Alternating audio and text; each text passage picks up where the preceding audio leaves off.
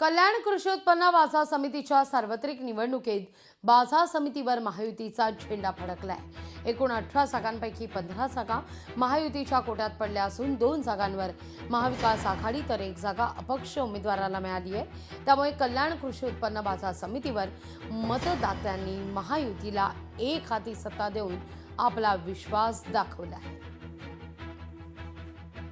बाजार समितीमध्ये एकूण 18 सदस्य आहेत।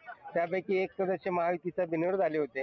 17 जागांसाठी निवडणूक झाली, तर यापैकी शेतकरी सहकारी संस्थांच्या मतदारसंघातनं 11 पैकी 11 जागा जिंकलेल्या आहेत महायुतीने आणि ग्रामपंचायत मतदारसंघातनं 4 पैकी 3 जागा जिंकलेल्या आहेत। एक जी महायुतीचाच एक बंडखोर निवडून आलेला आहे। व्यापारी गटातनं 2 पैकी 1 जागा जिंकलेली आहे।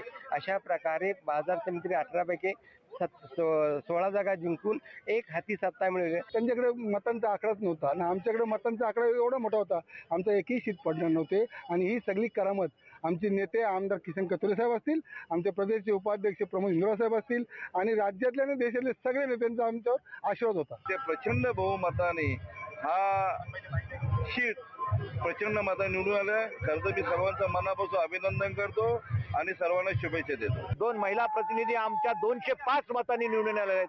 242 पैकी 205 मतं ही फार मोठी आघाडी त्यांनी घेतलेली आहे। त्यामुळे मतदारांना पुन्हा एकदा खूप खूप धन्यवाद देतो। लोकशाही मराठी ऐका, पहा, जागरूक रहा।